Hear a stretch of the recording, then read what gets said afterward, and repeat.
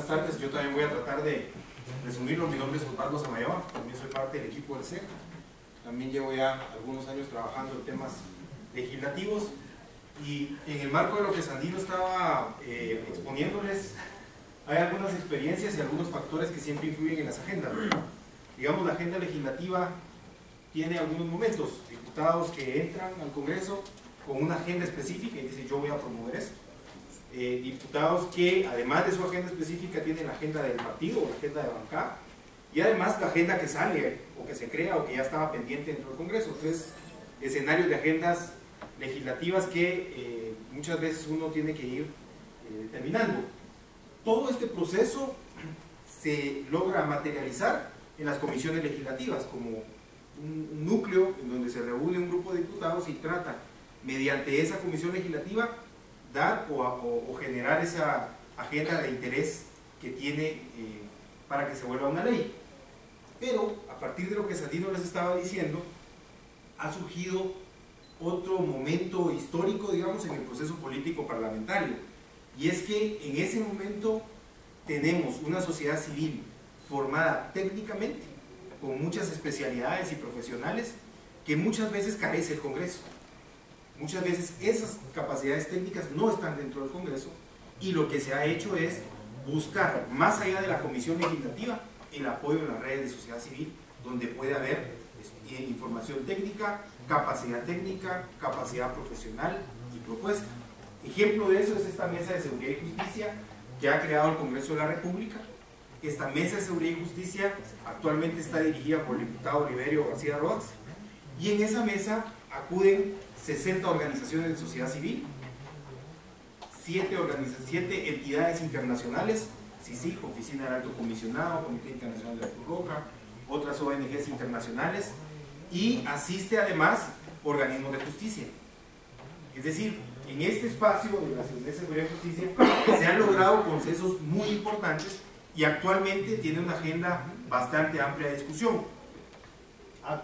De lo que se ha trabajado en ella, aparece las reformas al Código Procesal Penal que se aprobaron en el año 2010, la ley contra la obstrucción de la justicia que se aprobó también en el año 2010, la ley de servicios de seguridad privada, la ley de extinción de dominio, que estos decretos se aprueban en el 2010, ¿sí?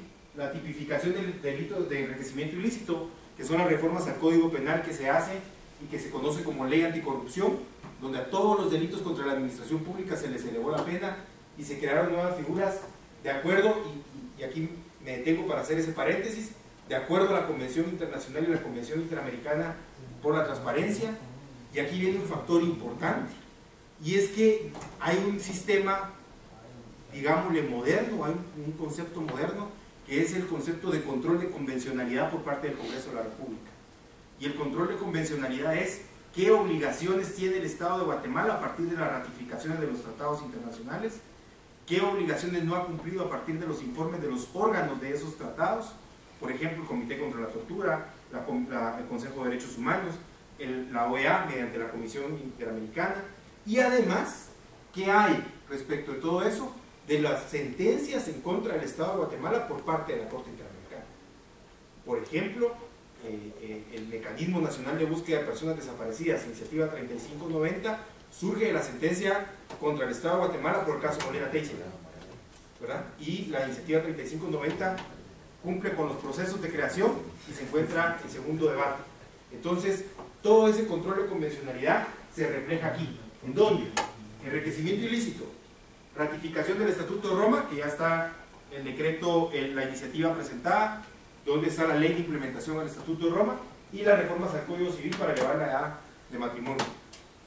Estos son decretos aprobados y que todos fueron discutidos con sociedad civil. Ahí hay un evento importante. Como diputados, cuando toman decisiones, tienen una legitimidad interna en la decisión que han tomado, porque sobre ustedes ha quedado delegada esa representación soberana. Pero hay un factor que están sabiendo manejar muy bien ahora diputados con mucha experiencia, y es la legitimación externa. Es decir, voy a consultarle a sociedad civil si esto está de acuerdo a los estándares que tiene que cumplir, y cuando lo ha hecho, va legitimado de forma externa hacia ese proceso.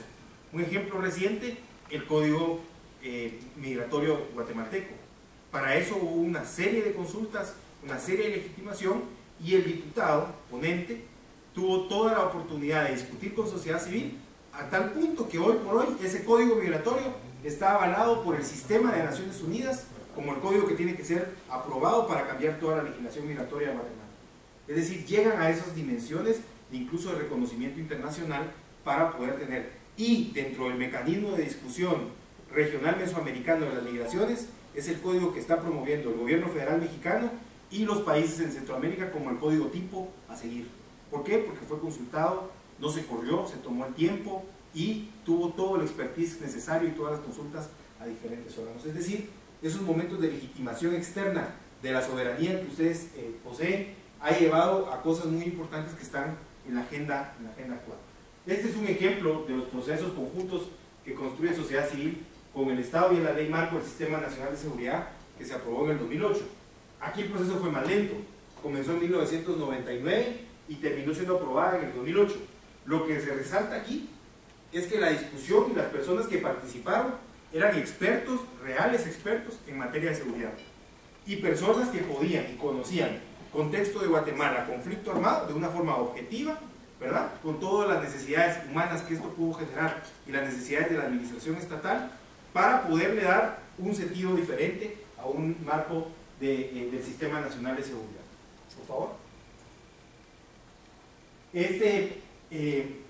Entonces se centra este momento de cooperación de la sociedad civil con el Congreso. Bueno, se está centrando en un modelo de Estado débil que tiene, y se ha dicho así, muchas injerencias de sectores económicos con intereses. No estamos hablando solo de sectores económicos nacionales, estamos hablando de intereses incluso extranjeros, porque estamos en un mercado globalizado en donde esto puede ser una dinámica que va marcando la agenda.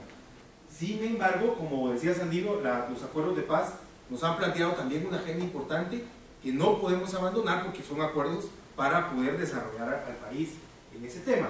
Y ahí llama la atención, en ese marco de inequidad social que todavía estamos viviendo muy fuerte, si no recuerdo mal, somos el país con un 32% de desigualdad, más que cualquier otro país de Centroamérica. Somos el país más desigual de Centroamérica, y eso de América Latina, porque tenemos la mayor distanciamiento en distribución de la riqueza. En Guatemala es de la peor forma como se maneja ese tema, y eso nos pone ya como prioridad para Estados Unidos, por ejemplo, en el 5º lugar de la agenda prioritaria de Estados Unidos en materia de cooperación para desarrollo, porque Guatemala está votando, y eso nos empieza a condicionar.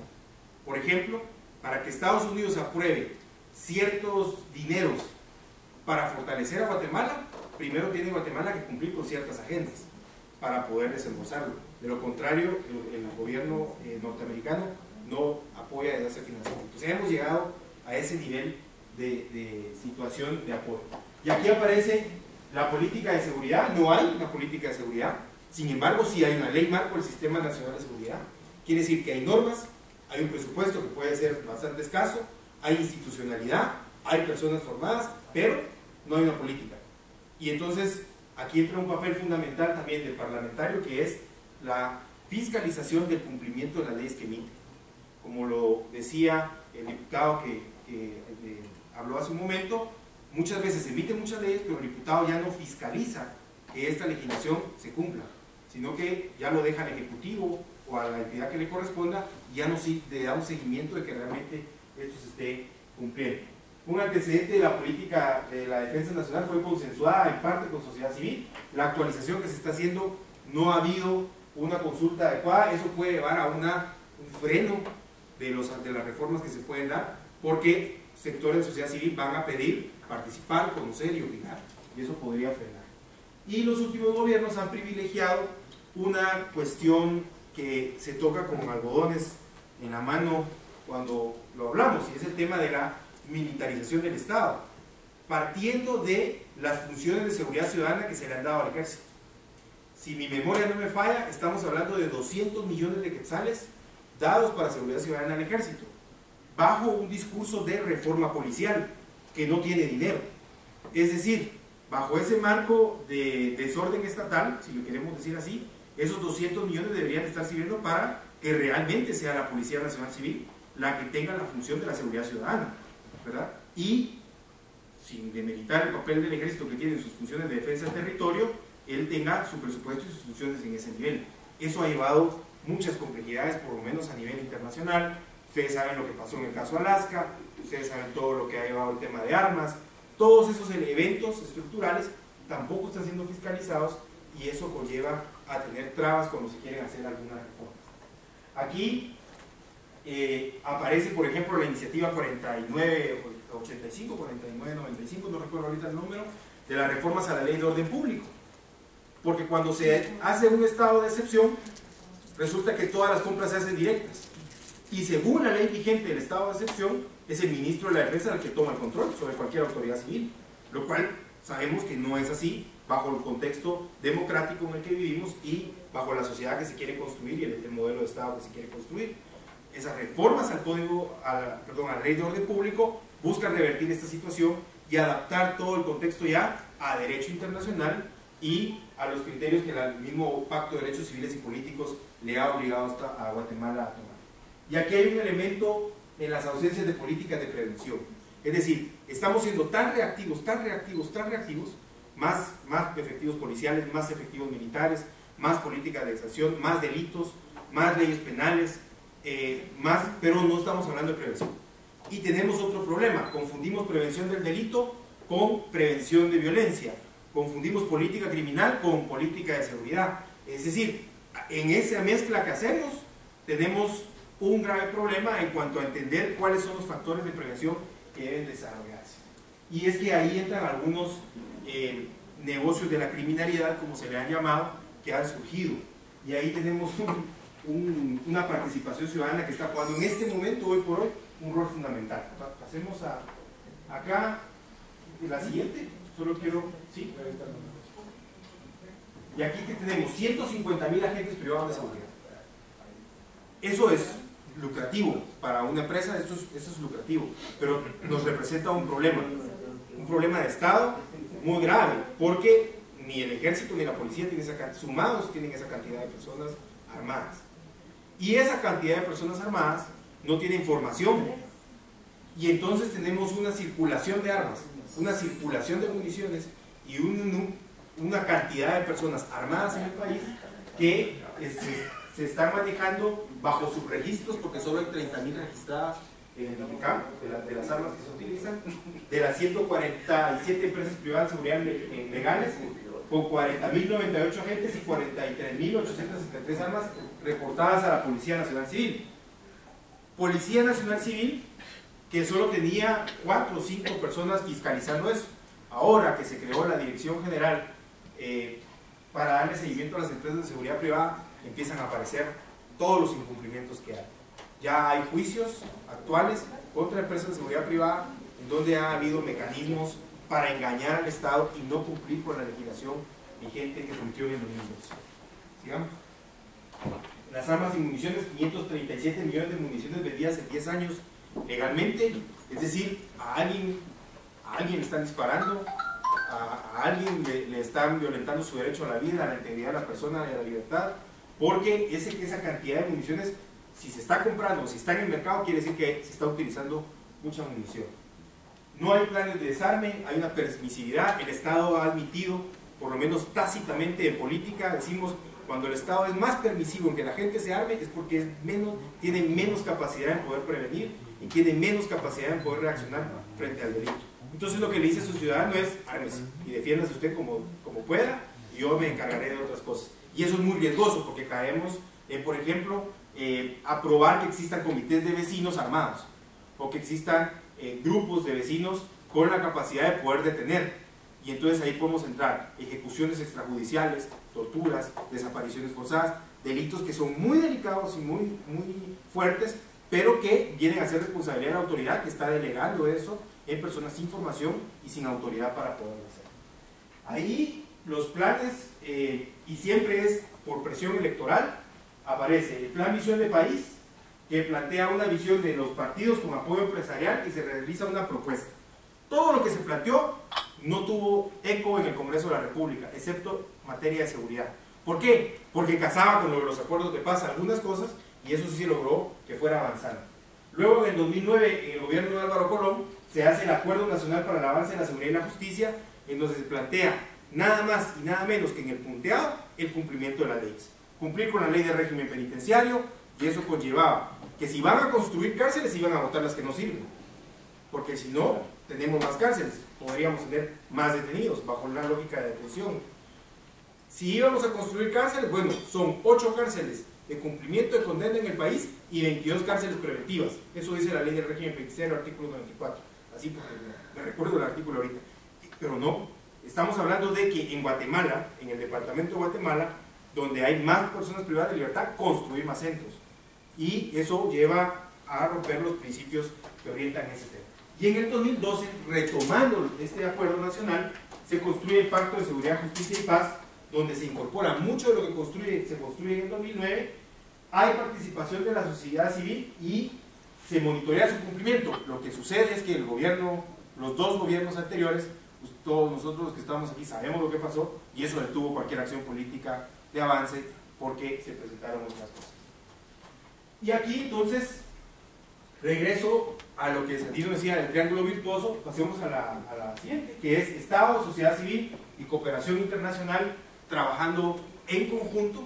Y cuando estamos hablando de Estado es muy difícil referirnos al Ejecutivo, estamos más que todo hablando del Legislativo, porque este ha sido más abierto a ese trabajo con la sociedad civil, a admitir a los organismos internacionales sus recomendaciones para poder construir legislación democrática, legislación que responda a los estándares internacionales en materia de derecho internacional, de los derechos humanos, y que además responde esencialmente a los acuerdos de paz y a la constitución política de la República. Y aquí está entonces la agenda pendiente y prioritaria que se ha identificado. Las reformas a la ley orgánica del organismo legislativo, que ustedes ya lo están trabajando, las reformas a la ley orgánica del Ministerio Público, la nueva ley de orden público es 4985, esta debe enviarse a la Corte de Constitucionalidad. Aquí hay un elemento clave: la mayoría de temas delicados como el orden público normalmente se hace de forma multipartidaria. No solo se consensuó con sociedad civil, el diputado que tomó el liderazgo fue con todas las bancadas, fue con todos los partidos políticos y diputados independientes a explicarles el porqué, y lleva 35 firmas, todas son de diferentes partidos políticos. Es decir, es una propuesta consensuada en el Congreso, que debería ser aprobada porque tiene esa representación multipartidaria.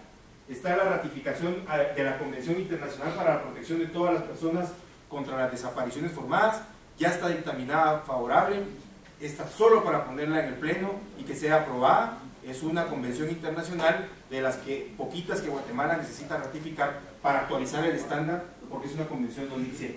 El Código Migratorio Guatemalteco, que ya tiene dictamen favorable también, las reformas a la ley electoral y partidos políticos, que ya hablaron un poco de eso, el Mecanismo Nacional para la Búsqueda de Personas Desaparecidas.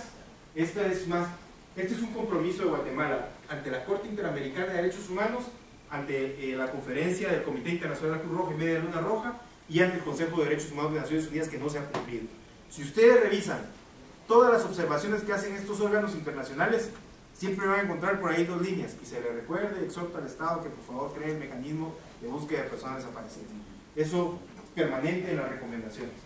Las reformas a la ley de la carrera judicial, que viene en el contexto de reforma judicial que se está planteando, las reformas a la ley de amparo, que esto también es una agenda pendiente, y para ir finalizando tenemos las reformas a la ley de antejuicio, reformas a la ley de probidad, la ley de implementación del Estatuto de Roma.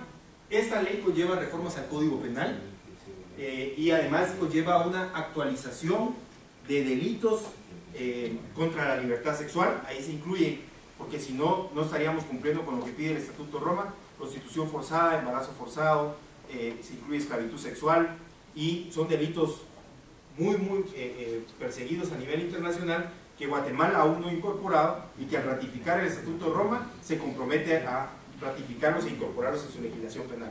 Por eso en la ley de implementación ya aparece ese tipo de delitos. La ley del Sistema Nacional de Archivos, esa ley no parece importante, parece muy... pero realmente cuando ustedes hablan con la directora del Archivo General de Centroamérica, ella es la que más pide a gritos esto, porque hay mucha información de la gestión de gobierno que se pierde, que se está desapareciendo, y que son archivos históricos.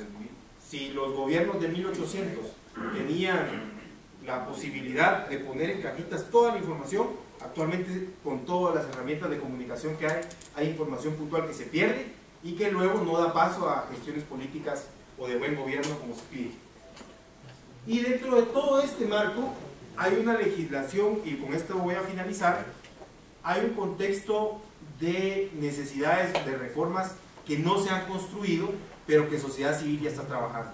Por ejemplo, reformas al Código Civil, por ejemplo, es un código muy bueno, pero es de 1962. Hay figuras dentro del código que requieren una actualización ya al estándar internacional. Estamos hablando sobre todo en temas de género, por ejemplo, donde debe ser revisado, eso ya lo está trabajando. Hay una fuerte presión de los sectores de mujeres para volver a poner en discusión el tema del delito de acoso sexual. Hay una fuerte discusión en el ámbito de la protección a la niñez y adolescencia sobre si hay necesidad de incrementar el reconocimiento de derechos dentro de la ley marco o ley de protección integral de la niñez y adolescencia. Y hay una iniciativa, por ejemplo, para la ley para la prevención de embarazos en niñas y adolescentes y reducción de muerte materno-infantil. Es decir, el premio a la cigüeña se lo llevó una niña de 17 años, ¿verdad? Bajo un contexto social de inequidad del 32%, que es el más alto de América Latina, no sabemos si esa persona, en su función de Estado, se le puede garantizar la vida, su pleno desarrollo, la educación. Entonces, ¿por qué las condiciones de vida que estamos viendo ya materialmente nos ponen algunos impedimentos para poderlo desarrollar? Así que hay elementos sociales fundamentales que se están discutiendo en sociedad civil que en algún momento van a llegar al Congreso y que van a ser parte o van a enriquecer esta agenda priorizada que les presentábamos ahí, que también se maneja dentro de los diferentes espacios.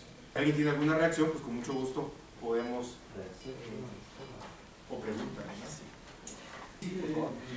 Muy interesante la exposición de ustedes, nos ha gustado mucho. Sin embargo, tengo entendido que uno de los acuerdos de Marx también está clara que el ministro de la Defensa en su oportunidad tendría que ser civil, ¿verdad? Los acuerdos de paz llaman a las reformas de la ley constitutiva del ejército para que haya la posibilidad, ¿verdad?, de que el presidente de la República en cualquier momento determinado decida que un civil pueda dirigir el Ministerio de la Defensa. Es que esa es una, digamos, aquí hay casi que 3 normas que rigen de alguna manera el nuevo estado en el que estamos tratando de construir, ¿verdad?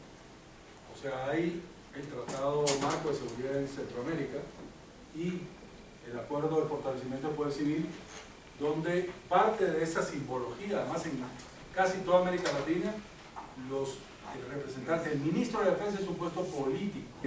Esto, aunque estaba específicamente en las reformas constitucionales que no fueron aprobadas o ratificadas, fueron aprobadas en el Congreso, pero no fueron ratificadas en la consulta popular.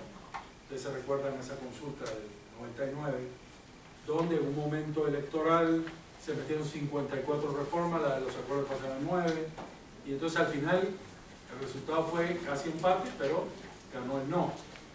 Entonces ahí había esa reforma. Sin embargo, el propio ejército cree que el país tiene que evolucionar hacia un Ministerio de la Defensa manejado por un civil.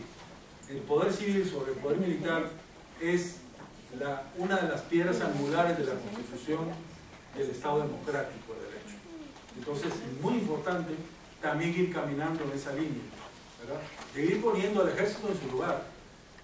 Nadie está a favor de destruir al ejército, pero cada vez se distorsiona más la función del ejército.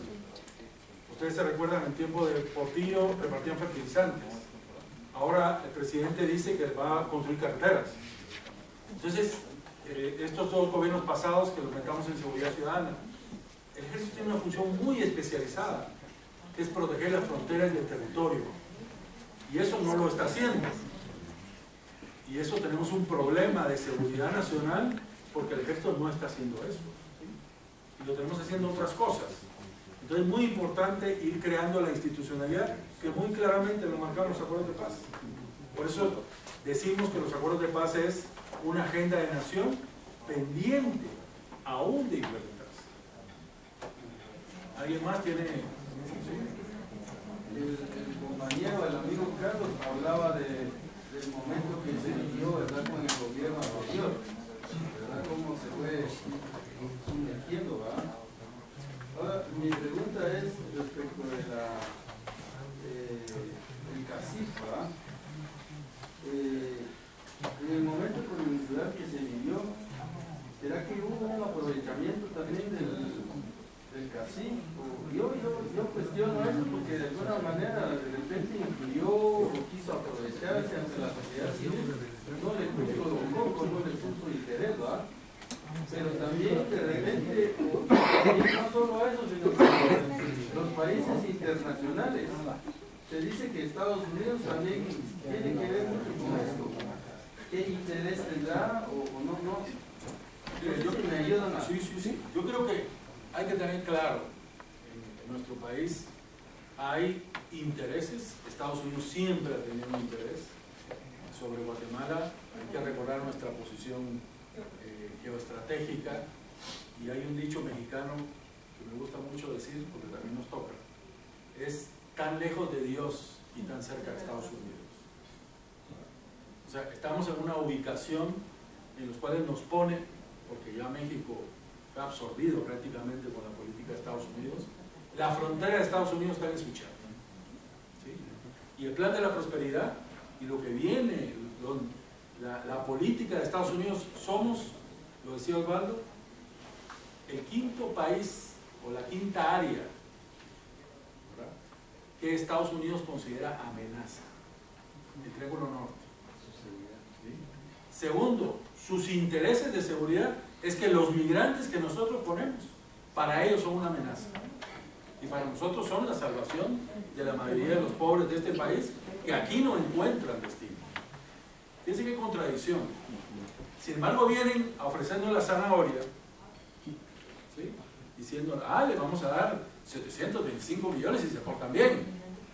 Y el garrote para decir, ustedes tienen que cerrar la frontera. Ni un niño migrante quiero, porque tenemos 60,000 niños migrantes detenidos en Estados Unidos.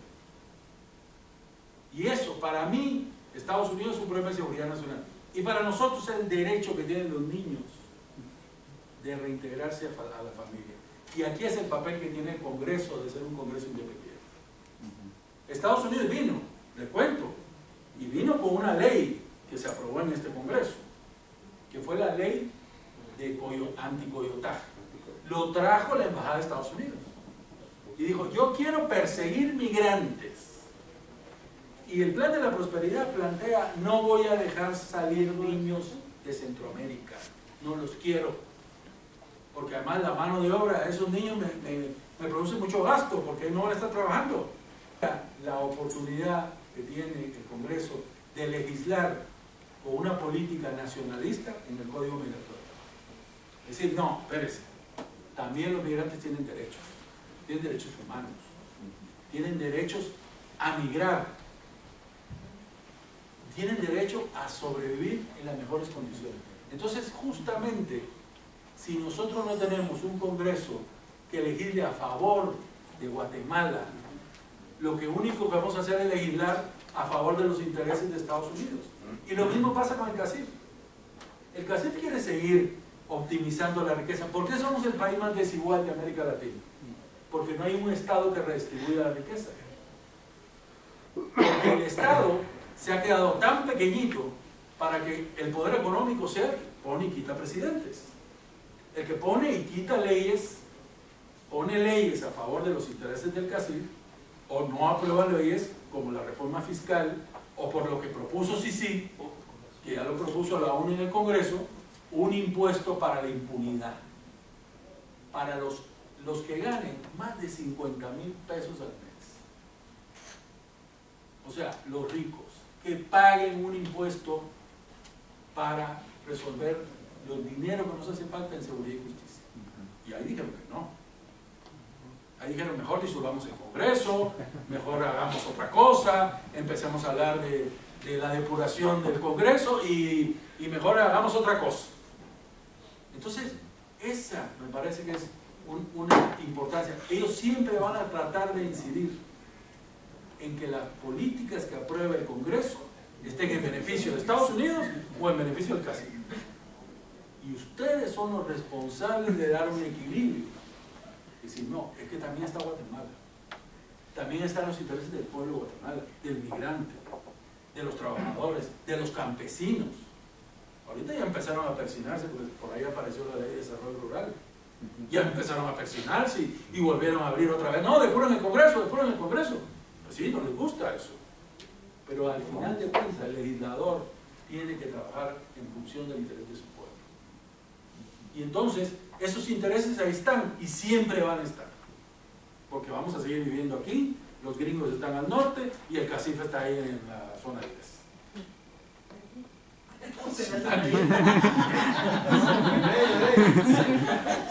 Entonces, la importancia que tiene cada vez tener un Congreso más soberano, más independiente, diputados que se crean su función y que podamos legislar a favor de los intereses de la mayoría de los